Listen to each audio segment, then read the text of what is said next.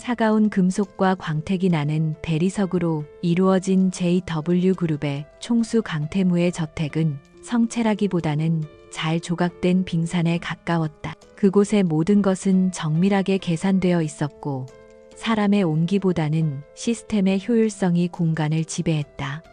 바로 그곳에 한유라라는 이름의 강서연이 첫 발을 내디뎠다. 그녀는 평범한 회색 유니폼을 입고 있었지만 그 눈빛만은 주변의 값비싼 장식품들보다 더 날카롭게 빛나고 있었다. 오래된 집사인 오 여사는 깐깐한 눈으로 그녀를 훑어보았다. 수많은 사람들이 이 저택의 문턱을 넘었지만 대부분은 그 숨막히는 완벽주의를 견디지 못하고 떠나갔다. 한유라 씨, 여기서 일하는 건 보통 일이 아니에요. 회장님은 아주 작은 흐트러짐도 용납하지 않으시죠. 모든 것은 정해진 위치에 정해진 시간에 있어야 합니다. 오 여사의 목소리에는 경고와 시험의 의도가 섞여 있었다. 서연은 그저 고개를 숙이며 부드럽게 대답했다. 명심하겠습니다. 제게 주어진 일에 최선을 다하겠습니다. 그녀의 목소리는 나긋나긋했지만 그 안에는 강철 같은 의지가 숨겨져 있었다. 그녀의 목표는 단순히 훌륭한 가정부가 되는 것이 아니었다. 이 거대한 빙산의 가장 깊은 곳, 가장 어두운 균열 속에 숨겨진 진실을 찾아내는 것. 그것이 그녀가 이곳에 온 유일한 이유였다. 그녀의 일은 곧바로 시작되었다. 오 여사는 그녀에게 저택의 동쪽 별채 청소를 맡겼다. 그곳은 손님들이 거의 사용하지 않아 먼지가 쌓이기 쉬운 곳이었지만 동시에 저택의 복잡한 구조와 보안 시스템을 파악하기에 가장 좋은 시작점이기도 했다. 서연은 청소 도구를 챙겨 들고 묵묵히 복도를 걸었다. 그녀의 걸음거리는 소리가 거의 나지 않았고 눈은 쉴 새 없이 주변을 훑었다.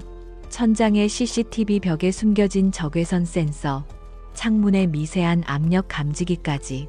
그녀는 단순히 청소만 하는 것이 아니었다. 그녀의 머릿속에서는 저택의 3차원 지도가 그려지고 있었다. 각 보안장치의 위치와 사각지대, 예상, 작동 범위 등을 빠르게 계산하고 저장했다. 그녀의 아버지는 평생을 바쳐 연구한 보안 시스템의 전문가였다. 그리고 그 기술은 아이러니하게도 아버지를 나락으로 떨어뜨린 JW그룹의 심장부를 지키는데 사용되고 있었다. 서연은 아버지의 어깨너머로 배운 지식을 이용해 아버지가 만든 창살을 스스로 부수려 하고 있었다. 오후가 되자 서연은 자신의 능력을 증명할 기회를 잡았다. 그녀는 2층 서재의 창문 센서 하나가 미세하게 오작동하고 있다는 사실을 발견했다. 주기적으로 깜빡이는 작은 녹색 불빛이 아주 희미하게 붉은색을 띠는 순간을 포착한 것이다. 보통 사람이라면 절대 알아챌 수 없는 차이였다. 그녀는 이 사실을 오 여사에게 보고했다. 집사님, 2층 서재 창문 센서에 약간의 문제가 있는 것 같습니다. 보안팀에 점검을 요청하는 것이 좋겠습니다. 오 여사는 반신반의하며 보안팀에 연락했다. 잠시 후 저택의 보안을 총괄하는 최 팀장이 급하게 달려와 점검을 시작했다. 그의 얼굴은 처음에는 귀찮음으로 가득했지만 이내 놀라움으로 바뀌었다. 정말입니다. 외부 충격 없이는 거의 발생하지 않는 내부 회로의 미세한 합선입니다. 이대로 두었다면 시스템 전체에 오류를 일으킬 뻔했습니다. 이걸 어떻게 발견하셨습니까, 한유라 씨? 서연은 그저 어깨를 으쓱하며 대답했다.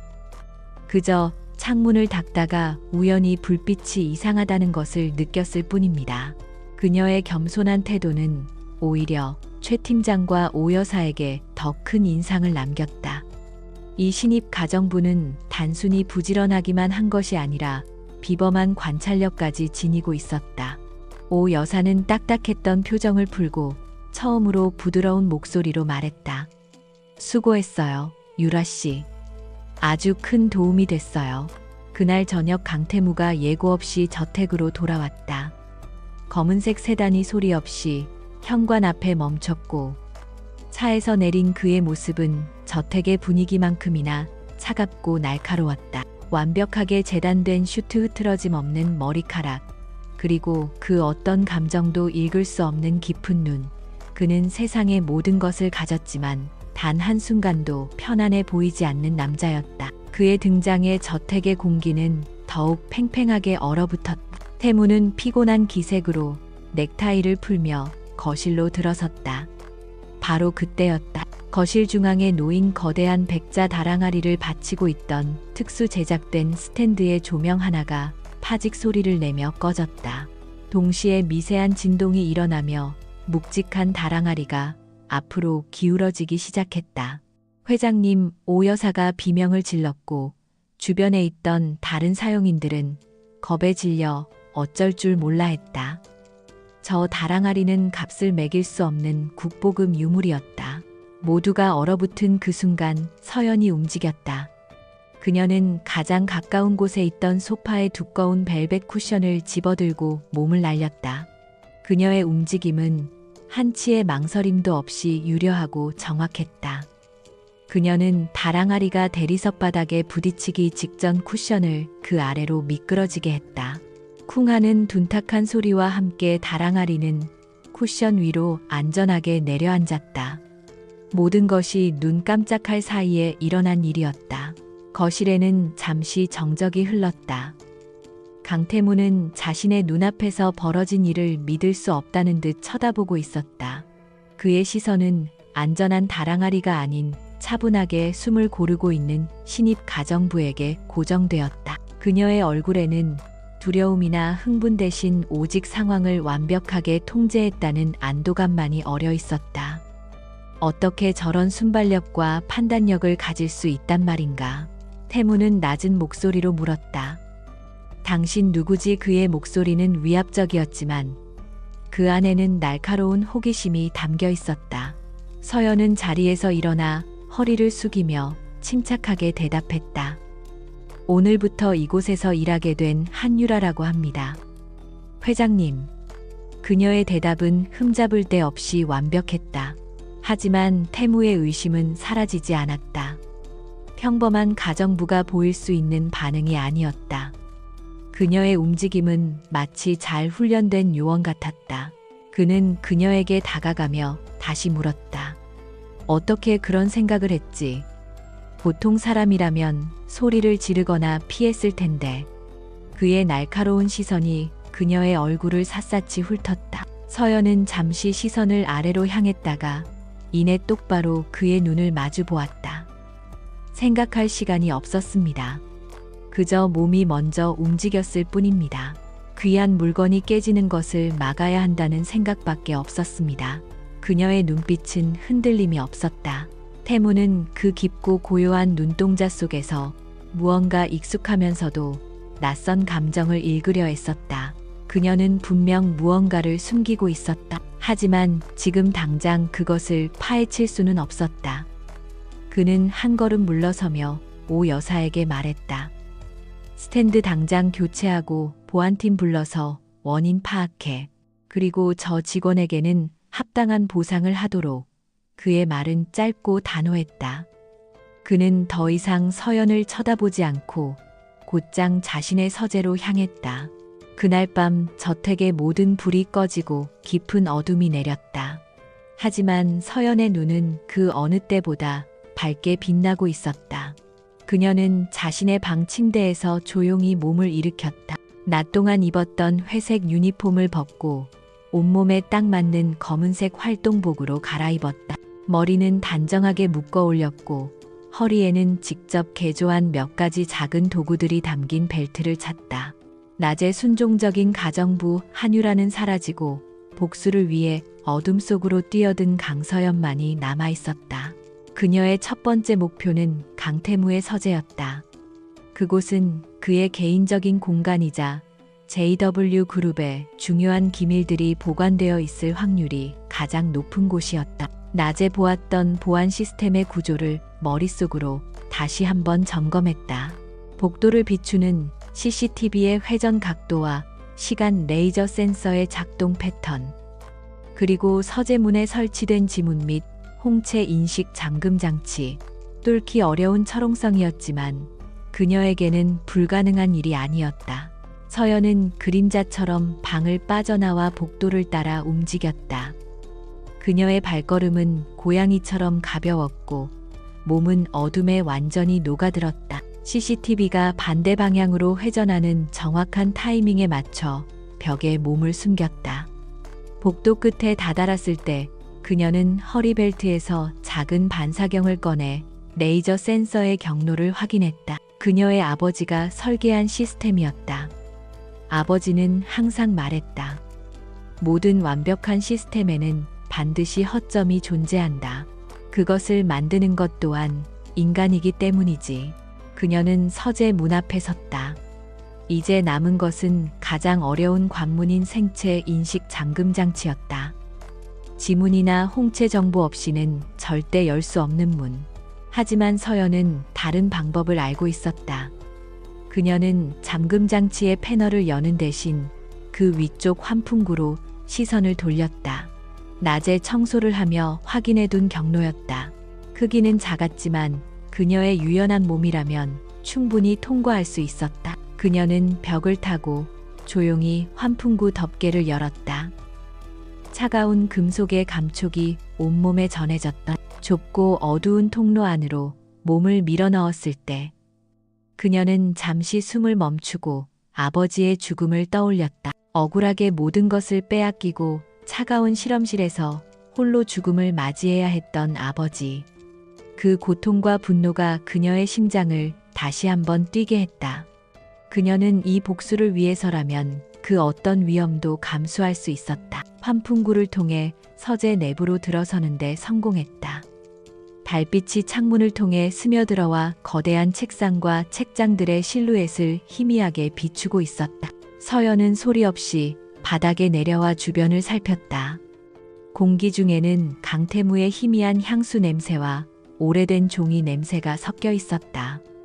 그녀는 곧장 그의 책상으로 다가갔다. 컴퓨터는 꺼져 있었지만 암호화된 하드 드라이브가 연결되어 있을 것이다. 그녀의 목표는 그 안의 파일이 아니었다. 아직은 때가 아니었다. 그녀가 찾고 있는 것은 아버지의 흔적 15년 전 그날의 진실과 연결된 아주 작은 단서였다. 그녀는 책상 서랍을 조심스럽게 열기 시작했다. 하지만 서랍들은 모두 잠겨 있었다. 그녀가 작은 도구를 이용해 첫 번째 서랍의 잠금 장치를 해제하려던 순간이었다. 서재 밖 복도에서 미세한 발소리가 들려왔다. 심장이 철렁 내려앉았다. 강태무였다. 이렇게 늦은 시간에 그가 서재로 돌아올 줄은 예상하지 못했다. 그녀는 재빨리 몸을 숨길 곳을 찾았다. 가장 가까운 곳은 창가 옆에 두꺼운 커튼 뒤였다. 그녀는 숨을 죽이고 커튼의 어둠 속으로 몸을 스며들게 했다. 서재 안의 공기는 서연의 폐부에서 얼어붙을 듯 차가웠다. 그녀는 두꺼운 벨벳 커튼 뒤에서 숨을 죽인 채 어둠 속의 포식자처럼 미동도 하지 않았다. 문이 열리고 들어온 강태무는 예상과 달리 서재의 불을 켜지 않았다. 대신 그는 창가로 다가와 책상 위에 작은 스탠드만 켰다. 은은한 불빛이 그의 날카로운 옆모습과 책상 위에 복잡한 서류들을 비췄다. 그의 전신에서는 깊은 고뇌와 지독한 피로감이 묻어나왔다. 그는 의자에 몸을 던지듯 앉아 잠시 눈을 감았다.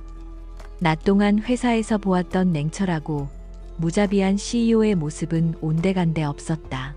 그 자리에는 무거운 책임감과 보이지 않는 적들과 싸우고 있는 한 남자의 외로운 그림자만이 남아있었다.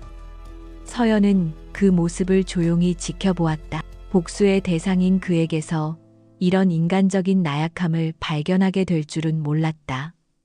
이것은 계획에 없던 변수였다. 태무는 책상 서랍에서 위스키 병과 잔을 꺼내 따랐다. 얼음도 없이 독한 술을 단숨에 들이켜는 그의 모습은 무언가에 깊이 쫓기고 있는 듯 보였다.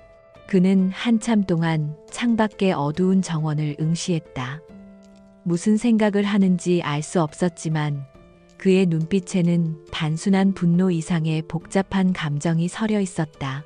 서연은 깨달았다.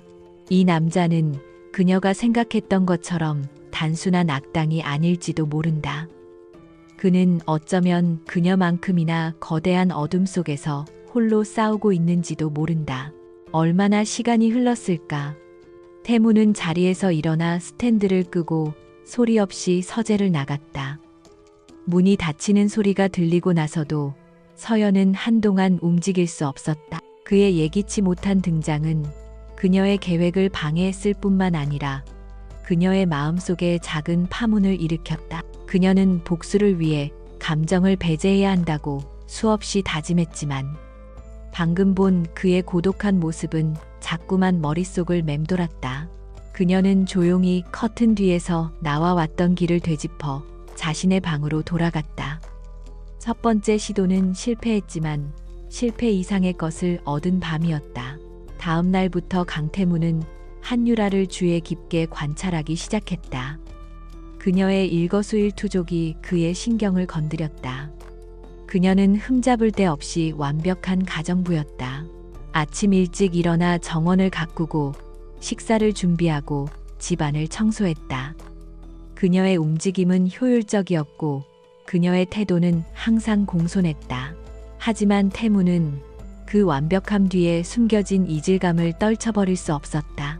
어젯밤 다랑아리를 구해냈을 때의 그 대담한 눈빛과 서재에서 느껴졌던 정체 모를 인기척이 그의 의심을 증폭시켰다. 그는 결국 보안팀의 최 팀장을 불렀다. 한유라라는 직원에 대해 아주 자세하게 그리고 아주 조용하게 알아보게, 출생부터 지금까지의 모든 기록, 주변 인물, 사소한 것 하나까지 놓치지 말고. 그의 목소리는 낮고 단호했다. 최 팀장은 이유를 묻지 않고 고개를 숙였다. 회장님의 명령은 절대적이었다. 그는 국내 최고의 정보팀을 동원해 한유라라는 인물의 과거를 파헤치기 시작했다. 며칠 후 최 팀장이 보고서를 들고 왔다. 결과는 놀라울 정도로 깨끗했다. 회장님, 한유라 씨의 신상 정보입니다. 지방의 작은 보육원 출신으로 별다른 특이사항 없이 평범하게 자랐습니다. 몇 군데의 식당과 작은 회사에서 비정규직으로 일한 기록이 전부입니다. 재정 상태도 깨끗하고 주변인들의 평판도 조용하고 성실한 사람이라는 것 외에는 특별한 것이 없었습니다. 태무는 보고서를 천천히 넘겨보았다. 사진 속의 앳된 소녀는 지금의 차분한 여인과는 사뭇 다른 느낌이었다. 모든 것이 너무나 완벽하게 평범했다. 하지만 바로 그 점이 태무의 의심을 더욱 부채질했다. 사람의 인생에는 크고 작은 굴곡이 있기 마련이다. 하지만 한유라의 기록은 마치 누군가 잘 짜인 각본처럼 매끄럽기만 했다. 이것은 의도적으로 만들어진 완벽함이었다. 계속 주시하게, 아주 작은 변화라도 놓치지 말고 보고해. 태무는 보고서를 닫으며 말했다. 한편 서연은 강태무의 서재가 아닌 다른 목표를 설정했다. 바로 선대 회장, 즉 강태무의 아버지가 사용했던 서재였다. 그곳은 그가 죽은 후 아무도 들어가지 못하도록 굳게 잠겨 있었다. 오 여사에 따르면 그 방은 선대 회장의 유언에 따라 그대로 보존되고 있다고 했다. 서연은 직감했다. 아버지를 둘러싼 음모의 핵심은 바로 그곳에 잠들어 있을 것이다. 문제는 어떻게 그곳에 들어가느냐였다. 그녀는 며칠 동안 오 여사의 행동 패턴을 유심히 관찰했다. 그녀는 항상 허리에 수십 개의 열쇠가 달린 꾸러미를 차고 다녔다. 그중 유독 낮고 고풍스러운 디자인의 황동 열쇠 하나가 서연의 눈길을 사로잡았다. 그 열쇠는 다른 열쇠들과 달리 거의 사용된 흔적이 없었다. 분명 저것이 선대 회장의 서재 열쇠일 것이다. 그녀는 저 열쇠의 복제품을 만들어야만 했다. 기회는 생각보다 빨리 찾아왔다. 어느 날 오후 주방에서 큰 소란이 일어났다. 새로 들어온 젊은 요리사가 실수로 뜨거운 기름이 담긴 냄비를 엎지른 것이다. 주방은 순식간에 아수라장이 되었고 오 여사는 비명을 지르며 달려갔다. 모든 사람의 시선이 주방으로 쏠린 그 짧은 순간 서연은 계획을 실행에 옮겼다. 그녀는 오 여사가 잠시 테이블 위에 내려놓은 열쇠 꾸러미로 조용히 다가갔다. 그녀는 주머니에 숨겨두었던 작은 점토 덩어리를 꺼내 눈 깜짝할 사이에 황동 열쇠를 점토에 깊숙이 찍어 형태를 떴다. 심장이 미친 듯이 뛰었지만 그녀의 손은 조금의 떨림도 없었다. 모든 것은 단 3초 만에 끝났다.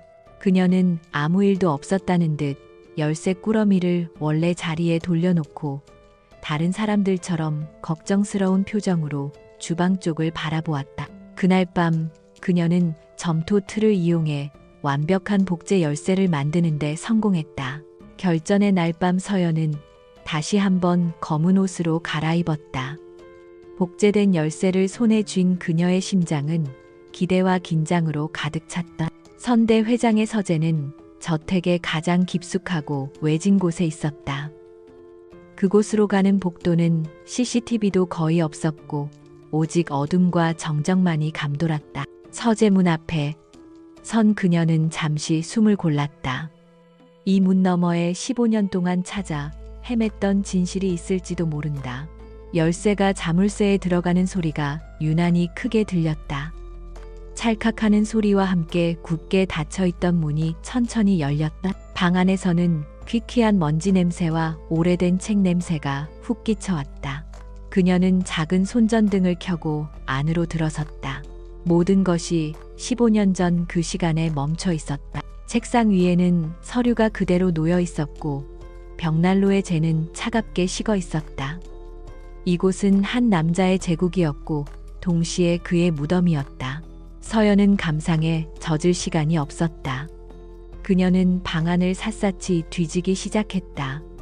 책상, 서랍, 책장, 벽난로 주변까지. 하지만 나오는 것은 낡은 서류와 평범한 장식품들 뿐이었다. 그녀가 거의 포기하려던 순간 거대한 책장 하나가 눈에 들어왔다. 다른 가구들과 달리 그 책장만이 벽에 완벽하게 밀착되어 있지 않고 미세한 틈이 보였다. 그녀는 책장을 힘껏 밀어보았다. 묵직한 마찰음과 함께 책장이 옆으로 움직이며 그 뒤에 숨겨진 강철 금고가 모습을 드러냈다. 심장이 다시 뛰기 시작했다. 그녀는 금고 앞으로 다가가 귀를 대고 다이얼을 돌리기 시작했다. 그녀의 청력은 특별한 훈련을 통해 극도로 예민해져 있었다. 다이얼이 돌아가며 발생하는 미세한 소리의 차이를 이용해 비밀번호를 찾아내는 고전적인 방법이었다. 시간은 흐르고 땀방울이 그녀의 뺨을 타고 흘러내렸다. 마침내 마지막 숫자가 맞춰지는 순간 둔탁한 소리와 함께 금고 문이 열렸다. 금고 안은 텅 비어 있었다. 오직 낡은 USB 드라이브 하나만이 덩그러니 놓여 있었다. 서연은 실망했지만 동시에 이것이 보통 물건이 아니라는 것을 직감했다. 그녀는 USB를 챙겨 서재를 빠져나왔다. 자신의 방으로 돌아온 그녀는 곧바로 소형 특수 제작 노트북을 켰다. USB를 연결하자 프로메테우스라는 이름의 파일 하나가 나타났다. 파일을 열려고 하자 복잡한 암호 입력창이 떴다. 그녀는 그 암호화 방식지 KSMSAEK, 바로 그녀의 아버지가 개발했던 것이었다. 그녀는 즉시 암호 해독 프로그램을 가동했다. 수백만 개의 조합이 스크린 위를 빠르게 지나갔다. 아버지의 암호는 세상에서 가장 풀기 어려운 것으로 유명했다. 하지만 그녀는 아버지의 사고방식을 누구보다 잘 알고 있었다. 그녀는 몇 가지 변수를 입력하며 해독 과정을 지켜보았다. 한편 그 시각, 저택 서재에서 잠을 이루지 못하던 태무는 정원으로 산책을 나갔다. 밤 공기가 그의 복잡한 머리를 식혀주길 바랐다. 그는 무심코 직원들이 머무는 별채를 올려다보았다. 그런데 유독 한 방에서만 희미한 불빛이 새어 나오고 있었다. 한유라의 방이었다. 이 시간에 무엇을 하고 있기에 불을 켜놓고 있는 걸까? 그의 의심이 다시 고개를 들었다. 그가 별채 쪽으로 발걸음을 옮기려던 순간 그의 휴대폰이 짧게 진동했다.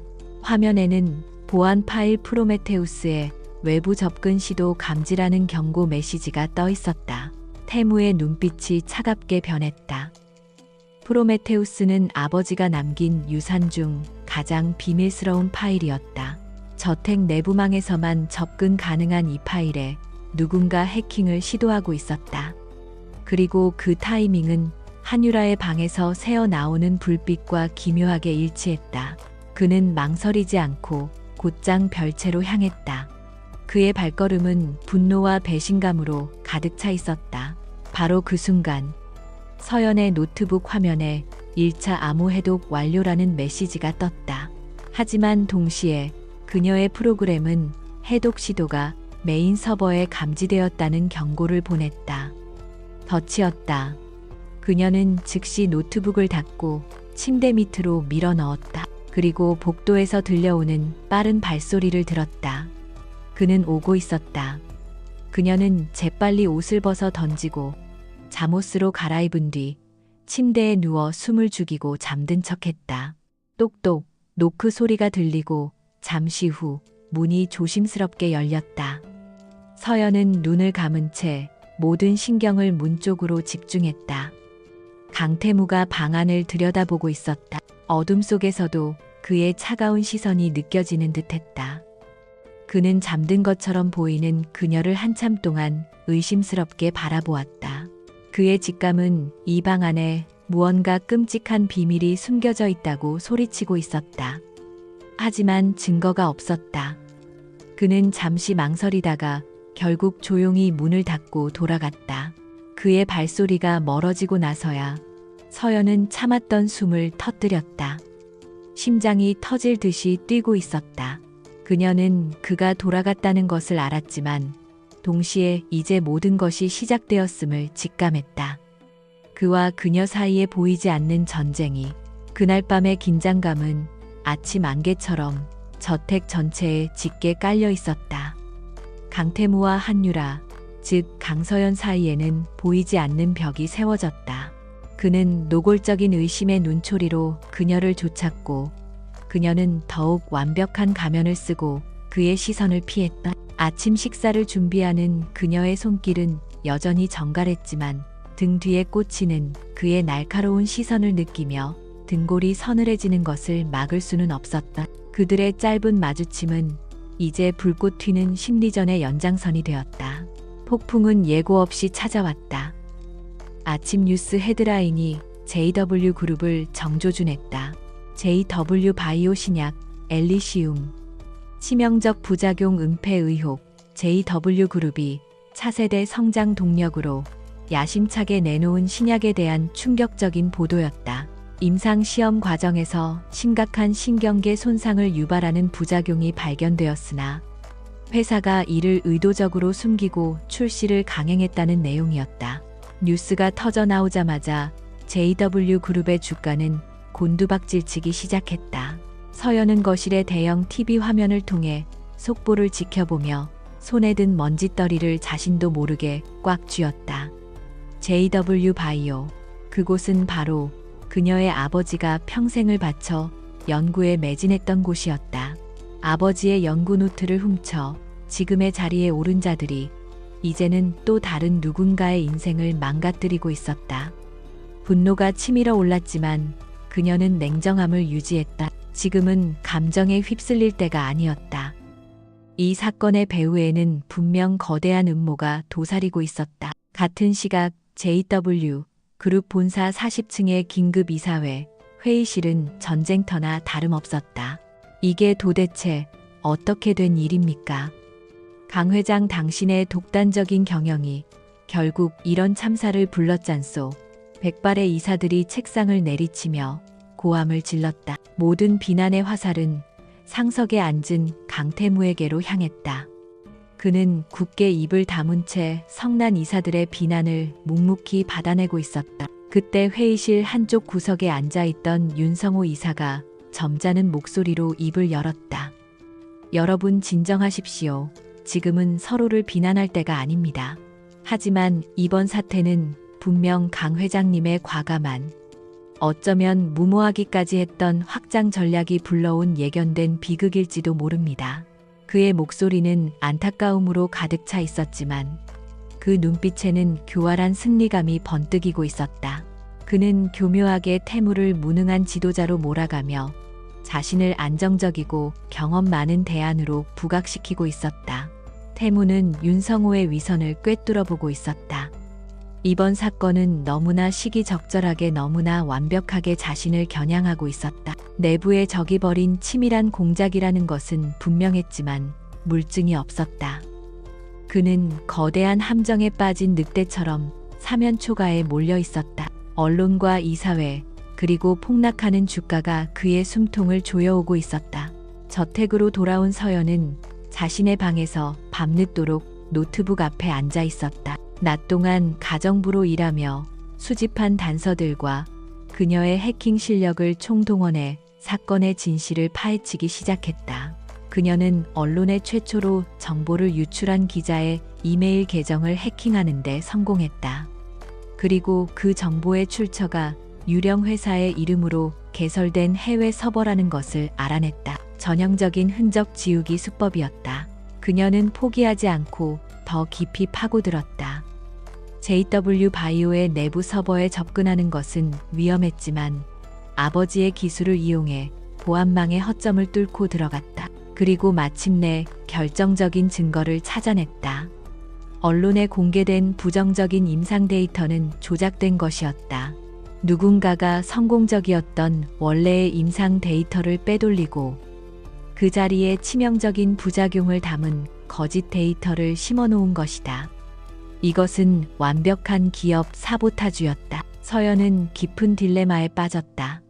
이 증거를 강태무에게 넘겨준다면 그를 위기에서 구해주는 셈이 된다. 가족의 원수를 돕는 꼴이었다. 하지만 만약 강태무가 이대로 무너진다면 그 자리는 분명 윤성호가 차지하게 될 것이다. 교활하고 무자비한 윤성호가 회장이 된다면 그는 아버지 사건을 포함한 과거의 모든 비리를 영원히 묻어버릴 것이다. 그렇게 되면 그녀의 복수는 시작도 해보지 못하고 끝나버린다. 그녀는 선택해야만 했다. 강태무는 복수의 대상이었지만 윤성호는 진실을 가로막는 더 거대한 악이었다. 그녀는 결국 결정을 내렸다. 강태무를 이용해야 한다. 그가 윤성호와 싸우게 만들어야 한다. 그 싸움의 과정에서 과거의 진실이 드러날 수 있도록 그녀는 적의 적을 이용하기로 했다. 서연은 세상에 그 누구도 추적할 수 없는 암호화된 이메일 계정을 만들었다. 그리고 간결하지만 핵심적인 내용이 담긴 메시지를 작성했다. 모든 증거를 담을 수는 없었다. 자신의 정체를 드러내지 않으면서 그에게 단서만을 제공해야 했다. 메시지에는 조작된 데이터가 심어진 서버의 IP 주소 일부와 이번 사태 직전에 윤성호에 의해 부당하게 해고된 한 연구원의 이름이 담겨 있었다. 다음 날 JW그룹의 운명이 걸린 주주총회가 열렸다. 회의장 내의 분위기는 살얼음판 같았다. 윤성호는 이사들을 등에 업고 강태무의 해임안을 상정할 준비를 하고 있었다. 강태무는 마지막까지 반격을 준비했지만 뾰족한 수가 보이지 않아 절망적인 상황이었다. 바로 그때 그의 개인 태블릿으로 한 통의 익명 이메일이 도착했다. 발신자 불명의 의미를 알 수 없는 짧은 메시지였다. 처음에는 스팸 메일이라고 생각했다. 하지만 메시지에 담긴 IP 주소와 연구원의 이름이 그의 뇌리를 스쳤다. 그것은 너무나 구체적이고 내부자만이 알 수 있는 정보였다. 그는 어젯밤 한유라의 방에서 새어 나오던 불빛을 떠올렸다. 설마 그는 미친 척하고 마지막 지푸라기라도 잡는 심정으로 최 팀장에게 긴급 메시지를 보냈다. 이메일 내용 즉시 확인해 5분 주지. 윤성호가 단상에 올라 강태무의 경영 실패를 질타하며 해임안의 필요성을 역설하고 있었다. 주주들은 동요하기 시작했고 강태무의 자리는 위태로워 보였다. 바로 그 순간 최 팀장으로부터 사실 확인이라는 짧은 답신이 도착했다. 태무는 자리에서 일어났다. 그는 윤성호의 말을 끊고 회의장을 향해 외쳤다. 여러분 지금 우리가 보고 있는 진실은 누군가에 의해 교묘하게 조작된 것입니다. 그는 익명의 제보자가 보내온 단서를 바탕으로 이번 신약 사태가 단순한 사고가 아닌 내부의 적에 의한 고의적인 데이터 조작과 사보타주일 가능성을 제기했다. 그는 해고된 연구원의 이름을 거론하며 그가 윤성호 이사의 직속 부하 직원이었다는 사실을 폭로했다. 물론 아직 완벽한 증거는 아니었다. 하지만 그의 확신에 찬 목소리와 논리적인 주장은 회의장의 분위기를 순식간에 반전시키기에 충분했다. 주주들은 술렁이기 시작했고 윤성호의 얼굴은 당황한 기색이 역력했다. 그의 완벽한 계획에 예상치 못한 균열이 생긴 것이다. 그는 자신 외에 이 비밀을 아는 자가 있다는 사실에 경악했다. 결국 해이만은 보류되었고 태무는 진상규명을 위한 시간을 벌었다. 그는 가까스로 벼랑 끝에서 살아 돌아왔다. 그날 밤 강태무는 자신의 서재에 홀로 앉아 익명의 이메일을 수십 번이고 다시 읽었다. 이제 그에게는 모든 것이 명확해졌다. 이 메시지를 보낸 사람은 한유라 바로 그녀밖에 없었다. 이 저택의 심장부에서 그의 가장 가까운 곳에서 대체 그녀는 누구이기에 이런 엄청난 정보를 쥐고 자신을 도운 것일까? 그녀는 적인가? 아군인가? 아니면 그보다 더 복잡하고 위험한 존재인가? 그의 머릿속은 온통 그녀에 대한 생각으로 가득 찼다. 단순한 의심은 이제 그녀의 정체를 반드시 밝혀내고야 말겠다는 집착으로 변해가고 있었다. 그는 그녀가 자신을 도운 이유를 알 수 없었지만 한 가지는 확실했다. 그녀는 그의 운명을 뒤흔들 수 있는 열쇠를 쥔 인물이었다. 그와 그녀의 위험한 게임은 이제 새로운 국면으로 접어들고 있었다. JW 바이오 사태를 막아낸 익명의 이메일은 강태무와 강서연의 관계에 미묘한 변화를 가져왔다. 노골적인 의심은 사라졌지만 그 자리에는 서로의 수를 읽으려는 듯한 팽팽한 탐색전이 들어섰다. 강태무는 더 이상 그녀를 단순한 가정부로 대하지 않았다. 그의 시선은 이제 그녀의 모든 행동에 숨겨진 의도를 파헤치려는 날카로운 칼날과 같았다. 그는 마치 복잡한 체스판을 앞에 둔 사람처럼 그녀라는 알 수 없는 변수를 어떻게 다뤄야 할지 고심하고 있었다. 그는 은밀한 방법으로 그녀를 시험하기 시작했다. 거실 테이블 위에 일부러 복잡한 인수합병 관련 보고서를 실수로 놓고 가기도 했고 그녀가 들을 수 있는 거리에서 일부러 중요한 전략적 문제에 대해 통화하기도 했다. 그녀의 반응을 떠보기 위한 정교한 덫이었다. 하지만 서연은 노련한 사냥꾼처럼 그 모든 덫을 우아하게 피해갔다. 그녀는 보고서에는 눈길 한 번 주지 않았고 그의 통화 내용에도 전혀 관심 없다는 듯 묵묵히 자신의 일만 했다. 그녀의 완벽한 무관심은 태무를 더욱 혼란스럽고 초조하게 만들었다. 서연 역시 이 기묘한 평화가 오래가지 않을 것임을 알고 있었다. 그녀는 강태무가 자신에게 쳐놓은 그물망 안에서 더욱 대담하게 움직여야만 했다. 그녀의 목표는 여전히 프로메테우스 파일의 완전한 해독이었다. 하지만 자신의 방에 있는 소형 노트북만으로는 역부족이었다. 더 강력한 처리 능력과 강태무의 감시를 피할 수 있는 안전한 공간이 필요했다. 그녀는 저택의 구조를 떠올리며 지하에 있는 보조 서버실을 목표로 삼았다. 그곳은 관리가 소홀해 감시가 덜하다는 것을 이미 파악해둔 상태였다. 며칠 밤에 걸쳐 그녀는 지하 서버실에 몰래 잠입하는 데 성공했다. 차가운 기계음이 가득한 그곳에서 그녀는 자신의 해독 프로그램을 저택의 메인 프레임에 직접 연결했다. 그것은 호랑이 굴에 제 발로 걸어 들어가는 것과 같은 위험천만한 도박이었다. 하지만 그만큼 해독 속도는 비약적으로 빨라졌다. 화면 위로 수억 개의 데이터 조각들이 맞춰지기 시작했고 마침내 프로메테우스의 봉인이 하나씩 풀리기 시작했다. 가장 먼저 해독된 것은 선대 회장과 그녀의 아버지가 주고받았던 낡은 통신 기록의 일부였다. 서연은 숨을 죽이고 내용을 읽어 내려갔다. 하지만 기록의 내용은 그녀의 예상과 완전히 달랐다. 그것은 회장과 부하 직원의 대화가 아니었다. 오히려 연구의 방향과 윤리 문제를 두고 치열하게 논쟁하는 두 동료 혹은 라이벌의 모습에 가까웠다. 아버지는 프로젝트의 속도보다 안정성이 중요하다며 상용화를 늦춰야 한다고 주장했고, 선대 회장은 결과에 집착하며 그를 다그치고 있었다. 아버지가 돈에 눈이 멀어 기술을 팔아넘기려 했다는 세상의 평판과는 정반대의 모습이었다. 서연의 마음에 처음으로 의심의 씨앗이 심어졌다. 그녀가 평생 괴물이라고 믿어왔던 선대 회장은 어쩌면 그 역시 거대한 게임의 말에 불과했던 것은 아닐까. 그렇다면 진짜 배우는 누구란 말인가? 15년간 그녀를 지탱해온 복수심이라는 단단한 기둥이 미세하게 흔들리기 시작했다. 바로 그날 밤 거대한 폭풍우가 도시를 덮쳤다. 창문을 때리는 빗줄기와 세상을 집어삼킬 듯한 천둥 소리가 저택을 고립시켰다. 그리고 마침내 번쩍하는 섬광과 함께 저택의 모든 불이 꺼졌다. 정전이었다. 비상 발전기마저 낙뢰의 충격으로 작동을 멈추면서 최첨단 기술로 지어진 성체는 순식간에 암흑에 갇힌 원시적인 공간으로 변해버렸다. 서연은 어둠 속에서도 침착했다.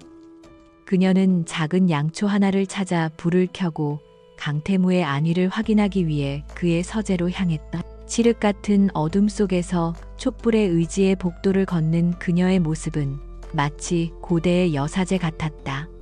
서재 문틈으로 희미한 빛이 새어 나오고 있었다. 그 역시 촛불을 켠 모양이었다. 서재 안의 강태무는 일하고 있지 않았다. 그는 촛불 아래에서 책상 위에 놓인 낡은 사진 액자 하나를 가만히凝視하고 있었다. 어린 시절 아버지와 함께 찍은 사진이었다. 사진 속에 그는 천진하게 웃고 있었지만 지금 그의 얼굴에는 깊은 슬픔과 고독이 어려 있었다. 서연의 등장에 그는 놀라지 않고 그저 나지막이 말했다. 들어와요. 어둠은 사람들 사이의 벽을 허무는 기묘한 힘을 가지고 있었다. 그들은 촛불이 만들어내는 작은 공간 안에서 처음으로 가면을 벗고 마주 앉았다. 태무는 손에 든 위스키 잔을 기울이며 마치 독백처럼 아버지에 대한 이야기를 시작했다. 한때는 위대한 비전가였지만 말년에는 실패와 배신에 대한 두려움으로 편집증에 시달렸던 아버지. 그는 자신이 존경했지만 동시에 증오했던 아버지의 그림자 아래서 살아가는 고통을 털어놓았다. 서연은 조용히 그의 이야기를 들었다. 그녀는 처음으로 그를 JW 그룹의 총수나 원수의 아들이 아닌 자신처럼 과거의 상처에 얽매여 고통받는 한 인간으로 보게 되었다. 그녀 역시 아버지를 잃은 슬픔을 안고 살아가고 있었다. 그녀는 자신도 모르게 나지막이 위로의 말을 건넸다. 아버지의 유산이란 때로는 왕관인 동시에 감옥이 되기도 하죠. 그 말에 태무는 고개를 들어 처음으로 그녀를 깊이 바라보았다. 바로 그 순간 거대한 천둥 소리가 고막을 찢을 듯 울려 퍼졌다. 서연은 자신도 모르게 몸을 움찔했고 그 바람에 촛불이 꺼지며 서재는 완전한 암흑에 휩싸였다. 암흑 속에서 당황한 서연이 균형을 잃고 비틀거렸다. 그때 태무가 손을 뻗어 그녀의 팔을 붙잡았다. 그의 크고 단단한 손이 그녀의 가녀린 팔을 감쌌다. 예상치 못한 접촉이었다. 그들의 피부를 통해 서로의 온기와 떨림이 고스란히 전해졌다. 적과 복수의 대상이라는 경계선이 그 순간 무너져 내렸다. 그 자리에 남은 것은 어둠 속에서 서로에게 의지한 두 남녀의 위태롭고 미묘한 긴장감뿐이었다. 그의 손길은 필요 이상으로 길게 머물렀다. 그때 서재의 불이 번쩍하며 들어왔다. 비상 발전기가 복구된 것이다. 갑작스러운 빛 속에서 두 사람은 화들짝 놀라며 서로에게서 떨어졌다.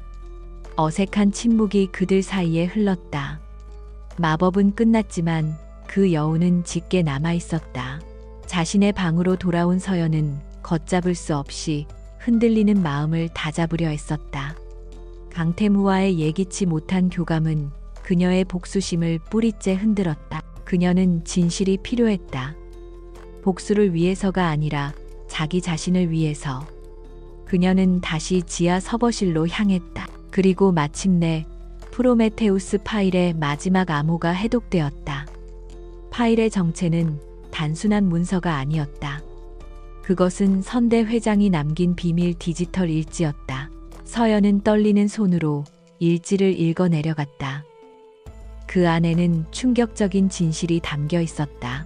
선대 회장은 윤성호를 비롯한 임원들이 연구 결과를 내놓으라며 자신을 압박했던 사실과 윤성호의 야망과 잔인함에 대한 두려움을 기록해 놓았다. 그리고 그녀의 아버지가 누명을 쓰기 바로 전날 그는 이렇게 적었다. 윤성호는 선을 넘었다. 나는 내가 통제할 수 없는 괴물을 만들었다. 강 박사가 위험하다. 우리 모두가 위험하다. 모든 것이 명확해졌다. 그녀가 평생을 바쳐 쫓았던 복수의 대상은 잘못되었다. 아버지를 죽음으로 몰고 선대 회장마저 꼭두각시처럼 조종했던 진짜 악마는 바로 윤성호였다.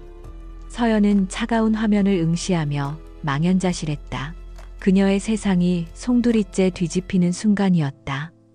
복수의 칼날은 새로운 주인을 찾아야 했지만 그녀가 증오해야 할 남자를 향한 마음은 걷잡을 수 없는 혼란으로 변해 있었다. 진실을 마주한 강서연의 내면은 격렬한 폭풍에 휩싸였다. 진짜 적은 윤성호였지만 그를 무너뜨리기 위한 길목에는 강태무라는 남자가 서 있었다. 그에 대한 복잡한 감정은 그녀의 판단력을 흐리게 만들었고 한때 강철 같았던 결의를 망설임으로 좀먹고 있었다. 그녀의 행동에는 이전과 같은 단호함이 사라지고 어딘가 모를 취약함과 불안함이 묻어나왔다. 강태무는 그녀의 미세한 변화를 놓치지 않았다. 그것은 그의 의심에 다시 불을 지폈다. 한편 윤성호는 예민한 포식자처럼 위험의 냄새를 맡고 있었다. JW 바이오 사태를 막아낸 정체불명의 조력자. 그것은 그의 완벽한 계획에 생긴 유일한 오점이었고 그의 심기를 심하게 건드렸다. 그는 자신이 모르는 누군가가 게임에 끼어들었음을 직감했다. 그는 회사와 저택 내부에 심어둔 자신의 정보망을 총동원해 배후를 캐기 시작했다. 그리고 그의 의심은 자연스럽게 회장의 눈에 든 그 수상한 신입 가정부 한유라에게로 향했다. 윤성호는 교활하고 치밀한 사냥꾼이었다. 그는 섣불리 그녀를 제거하는 대신 그녀를 이용해 더 큰 사냥감을 잡기로 결심했다. 바로 강태무였다. 그는 강태무가 선친의 과거를 비밀리에 조사하고 있다는 사실을 알고 있었다. 윤성호는 이것을 이용해 정교한 덫을 설계했다. 그는 강서연의 아버지와 선대 회장에 대한 결정적인 정보를 가진 가짜 증인을 내세웠다. 그리고 그 정보가 강태무와 한유라 두 사람 모두의 귀에 들어가도록 교묘하게 흘렸다. 믿기는 너무나 달콤했다. 서연은 증인의 존재를 알게 되자 이것이 윤성호를 무너뜨릴 수 있는 지름길이라고 판단했다. 강태무보다 먼저 증인을 확보하면 자신의 정체를 드러내지 않고도 복수를 완수할 수 있을 것이라 생각했다. 그녀의 조급함과 감정적인 혼란이 결국 그녀를 덫으로 이끌었다. 그녀는 그날 밤 약속 장소인 낡은 항구의 폐창고로 향했다. 그것이 그녀의 운명을 뒤바꿀 치명적인 실수라는 것을 알지 못한 채 폐창고 안은 예상대로 어둡고 스산했다. 서연은 경계를 늦추지 않고 안으로 들어섰다. 하지만 그녀를 기다리고 있던 것은 증인이 아니었다. 갑자기 창고의 모든 조명이 켜지며 그녀의 눈을 멀게 했다. 그리고 어둠 속에서 윤성호가 박수를 치며 모습을 드러냈다. 그의 뒤에는 건장한 남자들이 서 있었고 그의 옆에 설치된 거대한 스크린에는 자신의 사무실에서 이 모든 광경을 지켜보고 있는 강태무의 얼굴이 생중계되고 있었다. 그가 그녀를 미행한 것이다. 윤성호는 잔인한 미소를 지으며 입을 열었다. 그의 목소리는 카메라를 통해 강태무에게도 똑똑히 전달되고 있었다. 강태무 회장 소개하지. 입을 소개하지는 이 여자는 한유라가 아니야. 바로 반역자 강현민 박사의 딸 강서연이다. 당신과 당신의 가문을 파멸시키기 위해 복수심에 불타 이곳에 잠입했지. 그런데 아무래도 임무 수행 중에 다른데 한눈을 좀 판 모양이야. 그의 말이 끝나자마자 스크린에는 며칠 전 폭풍우가 치던 밤 서재에서 서연과 태무가 함께 있던 모습이 담긴 영상이 재생되었다. 윤성호는 저택의 모든 보안 영상을 손에 넣은 것이다. 교묘하게 편집된 영상은 마치 서연이 의도적으로 태무를 유혹하는 것처럼 보였다. 서연의 얼굴은 하얗게 질렸다. 태무는 스크린 속 자신의 모습을 그리고 그 앞에 선 서연의 절망적인 얼굴을 번갈아 보았다. 그의 표정은 돌처럼 굳어 있었지만 그 눈동자 안에서는 충격, 배신감, 분노, 그리고 칼에 베인 듯한 깊은 고통이 폭풍처럼 휘몰아치고 있었다. 그가 믿기 시작했던 무언가, 특별한 감정을 느끼기 시작했던 여자는 처음부터 끝까지 거짓이었다. 그녀의 모든 행동, 모든 말, 모든 눈빛이 계산된 연기였다고 생각하니 피가 거꾸로 솟는 듯했다. 윤성호의 부하들이 서연을 붙잡았다. 잠시 후 폐창고의 거대한 철문이 열리며 강태무가 들어섰다. 그의 전신에서는 지독한 냉기와 살기가 뿜어져 나왔다. 그는 윤성호를 쳐다보지도 않고 명령했다. 자네 볼일은 끝났으니 이제 그만 나가보게. 윤성호는 자신의 계략이 완벽하게 성공했다고 확신하며 의기양양하게 부하들을 데리고 창고를 나갔다. 이제 춥고 축축한 창고 안에는 태무와 서연 두 사람만이 남았다. 태무는 천천히 그녀에게 다가갔다. 그의 목소리는 얼음 조각처럼 차갑고 날카로웠다. 전부 연극이었나? 처음부터 끝까지 다 거짓말이었어. 서연은 필사적으로 고개를 저으며 진실을 말하려 했었다. 윤성호의 음모아버지의 진실, 그리고 그를 향해 변해버린 자신의 마음까지. 하지만 배신감에 사로잡힌 그의 귀에 그녀의 말은 변명으로밖에 들리지 않았다. 그는 그녀가 보여주었던 모든 비범한 능력들, 익명의 이메일, 그녀가 알고 있던 정보들을 하나씩 열거하며 그녀를 몰아붙였다. 평범한 가정부, 웃기지 마. 넌 처음부터 날 속일 작정이었어. 난 그런 줄도 모르고 바보같이. 그의 목소리는 분노로 떨리고 있었다. 그들의 대화는 서로에게 깊은 상처를 남기는 칼날이 되어 오고 갔다. 절망의 끝에서 서연은 마지막 남은 진실을 절규하듯 외쳤다.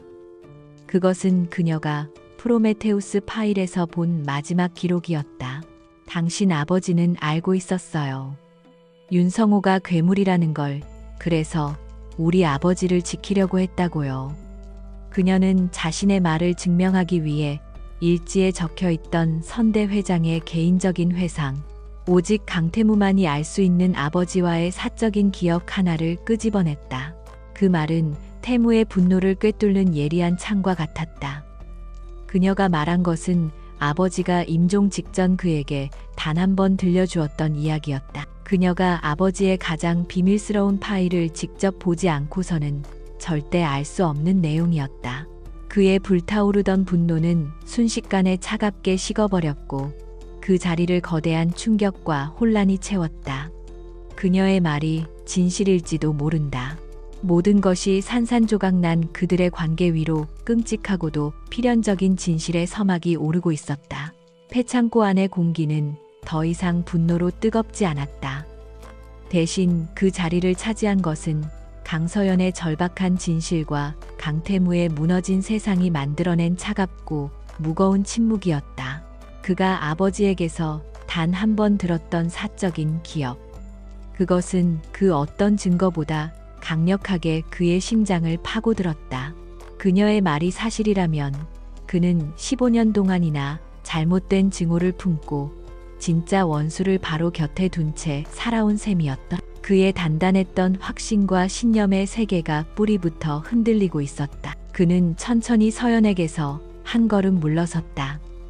그의 눈빛에서 살기는 사라졌지만 그보다 더 깊은 혼란과 고통이 자리 잡았다. 그걸 어떻게 아는 거지?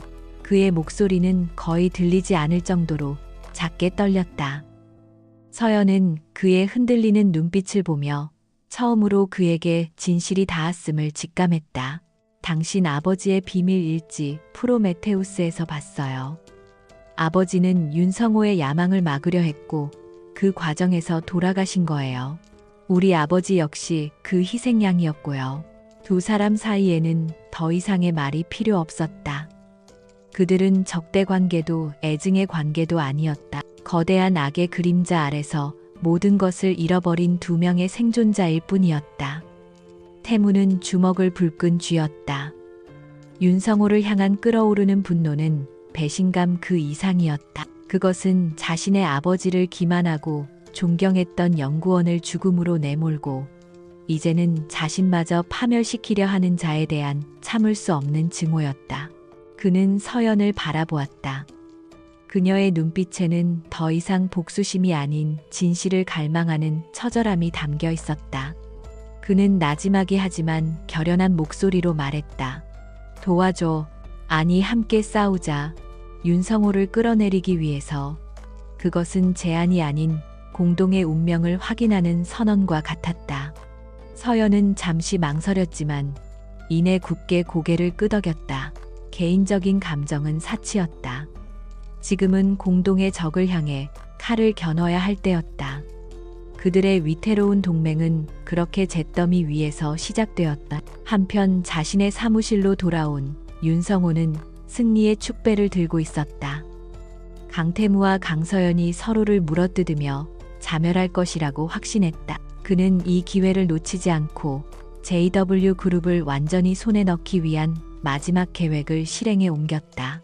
그는 이사들을 소집해 강태무의 리더십 부재와 사생활 문제를 빌미로 긴급 주주총회를 열 것을 요구했다. 그의 목표는 단 하나, 강태무 회장 해임안을 통과시키는 것이었다. 시간은 그들의 편이 아니었다. 주주총회까지 남은 시간은 단 48시간. 태무와 서연은 저택의 지하 비밀 서재에 마주 앉았다. 그곳은 선대 회장이 비밀리에 만들어둔 공간으로 그 어떤 감시나 도청으로부터도 안전했다. 그들은 각자의 무기를 꺼내 들었다. 태무는 JW그룹의 총수로서 자신이 가진 권력과 정보력 그리고 충성스러운 소수의 인맥을 동원했다. 서연은 어둠 속에서 단련된 그녀의 해킹 실력과 잠입 기술, 그리고 누구도 예측할 수 없는 대담함을 내놓았다. 태무는 자신에게 충성하는 최 팀장을 불러들여 윤성호의 자금 흐름을 역추적하고 그가 매수한 이사들의 명단을 확보하라고 지시했다. 동시에 법무팀을 동원해 주주총회를 최대한 지연시킬 수 있는 법적 절차를 검토하게 했다. 그것은 전면전을 앞두고 시간을 벌기 위한 방어 전략이었다. 공격은 서연의 몫이었다. 그녀의 목표는 단 하나, 윤성호가 조작했던 JW 바이오 신약의 원본 임상 데이터와 15년 전 아버지 사건의 진실을 증명할 결정적인 물증을 찾아내는 것이었다. 서연은 밤을 새워 윤성호의 모든 디지털 흔적을 추적했다. 그의 개인 서버 비밀 계좌, 그가 이용하는 모든 통신망을 샅샅이 뒤졌다. 마침내 그녀는 윤성호가 결정적인 데이터들을 회사 서버가 아닌 도시 외곽에 위치한 제3의 데이터 보안 센터에 분산 보관하고 있다는 사실을 알아냈다. 그곳은 군사시설에 버금가는 최첨단 보안 시스템을 자랑하는 철옹성이었다. 해킹만으로는 뚫을 수 없었다. 직접 잠입하는 수밖에 없었다. 태무는 그녀의 무모한 계획에 반대했지만 다른 방법이 없다는 것을 알고 있었다. 그는 자신이 가진 모든 정보를 이용해 그녀를 돕기로 했다. 그는 데이터 센터의 내부 설계도와 보안 시스템의 세부 정보를 입수해 그녀에게 넘겨주었다. 또한 그녀가 잠입할 시간에 맞춰 센터 주변에 큰 소란을 일으켜 경비 병력의 주의를 분산시키는 교란 작전을 계획했다. 이것은 두 사람이 처음으로 완벽하게 협력하는 작전이었다. 주주총회가 열리기 바로 전날 밤 서연은 다시 한번 검은 옷을 입었다. 하지만 이번에는 복수를 위해서가 아니었다. 진실과 정의를 위해, 그리고 그녀의 옆에 서 있는 남자를 위해 싸우는 것이었다. 그녀는 어둠을 틈타 데이터 센터의 높은 담을 소리 없이 넘었다. 태무가 넘겨준 설계도에 따라 그녀는 감시 카메라의 사각지대와 레이저 센서의 빈틈을 이용해 건물 내부로 향했다. 그녀가 중앙 서버실로 향하는 마지막 복도에 다다랐을 때였다. 태무가 계획했던 교란 작전이 시작되었다. 센터 외곽에서 강력한 폭음과 함께 화재 경보가 울리기 시작했다. 대부분의 경비 병력이 그쪽으로 달려갔고 내부의 경비는 일시적으로 허술해졌다. 바로 지금이었다. 서연은 마지막 보안문을 열기 위해 특수 제작된 해독 장치를 연결했다. 화면 위로 복잡한 코드들이 빠르게 지나갔다. 1분 1초가 피를 말리는 시간이었다. 마침내 둔탁한 소리와 함께 서버실의 두꺼운 강철 문이 열렸다. 수백 개의 서버가 푸른빛을 내며 윙윙거리는 소리를 내고 있었다. 그녀는 윤성호의 데이터가 저장된 서버의 위치를 찾아 빠르게 USB를 연결했다. 데이터가 복사되는 동안 그녀의 이어피스에서 다급한 태무의 목소리가 들려왔다. 서연 씨, 경비 병력 일부가 내부로 복귀하고 있어. 시간이 없어 서둘러. 데이터 복사가 완료되는 순간 복도 끝에서 여러 명의 발소리가 들려왔다. 그녀는 USB를 뽑아들고 반대편 비상 통로를 향해 몸을 날렸다. 그녀의 뒤로 총알이 날아와 벽에 박혔다. 숨막히는 추격전이 시작되었다. 그녀는 환풍구와 배관 통로를 이용해 총알을 피하며 마침내 건물 밖으로 탈출하는 데 성공했다. 칠흑 같은 어둠 속에서 그녀는 거친 숨을 몰아쉬었다. 그녀의 손에는 모든 것을 끝낼 수 있는 진실이 담긴 USB가 굳게 쥐어져 있었다. 주주총회 당일 아침, JW 그룹 본사 로비는 전쟁터를 방불케 했다. 수많은 기자들과 주주들로 인산인해를 이루었고 모두의 얼굴에는 긴장감이 역력했다. 윤성호는 승리를 확신한 듯 여유로운 미소를 지으며 회의장으로 들어섰다. 모든 이사들이 그의 편이었고 여론 또한 그에게 유리하게 돌아가고 있었다. 강태무의 시대는 오늘로 끝날 것이라고 모두가 생각했다. 회의가 시작되고 윤성호 측 변호사가 강태무 해임안의 정당성을 주장하는 지루한 연설을 시작했다. 바로 그때 회의장의 육중한 문이 열렸다. 모든 사람의 시선이 문 쪽으로 쏠렸다. 그곳에는 조금 지쳐 보이지만 결연한 표정의 강태무와 그의 곁에 당당하게 서 있는 강서연이 있었다. 그녀는 더 이상 평범한 가정부의 모습이 아니었다. 그녀의 눈빛은 그 어떤 변호사보다 날카롭고 그 어떤 경영자보다 당당했다. 그들은 함께 폭풍의 눈을 향해 걸어 들어왔다. 강태무와 강서연의 등장은 잘 짜인 연극의 클라이맥스처럼 회의장의 모든 소음을 잠재웠다. 승리를 확신하던 윤성호의 얼굴에서 여유로운 미소가 처음으로 사라졌다. 그는 본능적으로 위험을 감지했다. 저 두 사람이 함께 서 있다는 것. 그것은 그의 계산에 없던 최악의 시나리오였다. 태무는 주주총회의 단상으로 천천히 걸어 나갔다. 그는 자신에게 쏟아지는 비난과 의혹에 대해 변명하지 않았다. 대신 그는 더 크고 근원적인 진실을 이야기하겠다고 선언했다. 오늘 저는 제 개인의 거취를 변호하기 위해 이 자리에 선 것이 아닙니다. JW 그룹의 부끄러운 과거와 그 과거를 바로잡지 못해 반복되고 있는 비극의 진실을 밝히기 위해 섰습니다. 그의 목소리는 낮았지만 회의장 전체를 압도하는 힘이 있었다. 그는 자신의 옆에 선 서연을 바라보며 말을 이었다. 그리고 그 진실의 열쇠를 쥔 증인이 바로 제 옆에 있습니다. 이 사람은 한유라라는 이름의 가정부가 아닙니다. 이 사람은 15년 전 우리 그룹의 탐욕스러운 음모에 희생되었던 천재 과학자고 강현민 박사의 유일한 혈육 강서연 씨입니다. 회의장은 충격으로 술렁였다. 서연은 그 어떤 동요도 없이 단상 앞으로 나섰다. 그녀는 주머니에서 작은 USB 하나를 꺼내 노트북에 연결했다. 대형 스크린에 파일 하나가 나타났다. 그녀는 침착하고 명료한 목소리로 자신이 손에 쥔 증거들을 하나씩 공개하기 시작했다. 그것은 윤성호의 제국을 무너뜨리는 서막이었다. 첫 번째 증거는 JW 바이오 신약 엘리시움의 원본 임상 데이터였다.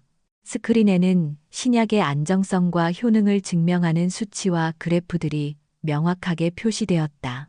그리고 그녀는 언론에 유출되었던 조작된 데이터와 조목조목 비교하며 얼마나 정교하게 진실이 왜곡되었는지를 증명해 보였다. 누군가 의도적으로 회사를 위기에 빠뜨리려 했다는 사실이 명백해지는 순간이었다. 두 번째 증거는 윤성호의 숨겨진 자금 흐름이었다. 서연은 데이터 유출에 사용된 유령 회사의 자금이 결국 윤성호가 차명으로 관리하는 비밀 계좌로 흘러 들어간 내역을 스크린에 띄웠다. 최근에 사보타주 사태를 기획하고 실행한 배우가 바로 윤성호라는 것을 가리키는 결정적인 증거였다. 이사들 사이에서 경악과 분노의 목소리가 터져나왔다. 그리고 마침내 마지막 증거가 공개되었다. 프로메테우스, 선대 회장의 디지털 일지였다. 스크린에는 그의 생전 마지막 기록들이 떠올랐다. 윤성호의 야망에 대한 두려움, 강현민 박사를 지키지 못한 것에 대한 회한과 자책, 아버지가 아들에게 남기는 듯한 그 처절한 고백은 15년 묵은 진실의 봉인을 푸는 마지막 열쇠였다. 회의장은 이제 걷잡을 수 없는 혼란에 휩싸였다. 얼굴이 잿빛으로 변한 윤성호가 자리에서 벌떡 일어나 고함을 질렀다. 거짓말 전부 저것들이 조작한 음모야. 당장 보안팀은 저들을 체포하지 않고 뭘 하는 건가 하지만 그의 발악은 공허한 외침일 뿐이었다. 태무는 차가운 목소리로 그의 마지막 희망을 꺾어버렸다. 이미 모든 증거는 검찰에 제출되었습니다. 당신이 부를 수 있는 사람은 보안팀이 아니라 당신의 변호사뿐일 겁니다. 그의 말이 끝나기 무섭게 회의장의 뒷문이 열리며 검사와 수사관들이 들이닥쳤다. 그들은 망연자실한 표정의 윤성호에게 다가가 차가운 수갑을 채웠다. 수십 년간 JW 그룹의 어둠 속에서 군림해온 괴물의 시대는 수많은 카메라 플래시 세례 속에서 허무하고 극적으로 막을 내렸다. 그 후 폭풍이 지나갔다. 윤성호의 범죄 사실이 만천하에 공개되자 JW 그룹의 주가는 잠시의 혼란을 거쳐 폭등하기 시작했다. 강태무의 리더십은 그 어느 때보다 굳건해졌다. 하지만 그보다 더 중요한 변화가 있었다. 검찰은 15년 전 강현민 박사 사건에 대한 재수사에 착수했고 마침내 그의 모든 혐의에 대해 무죄를 선고했다. 그의 이름에 씌워졌던 반역자라는 오명은 벗겨졌고 그의 위대한 업적은 정당하게 재평가되었다. 길고 길었던 서연의 복수는 마침내 정의의 실현이라는 이름으로 완성되었다. 몇 주 후 서연은 아버지가 잠들어 있는 한적한 추모 공원을 찾았다.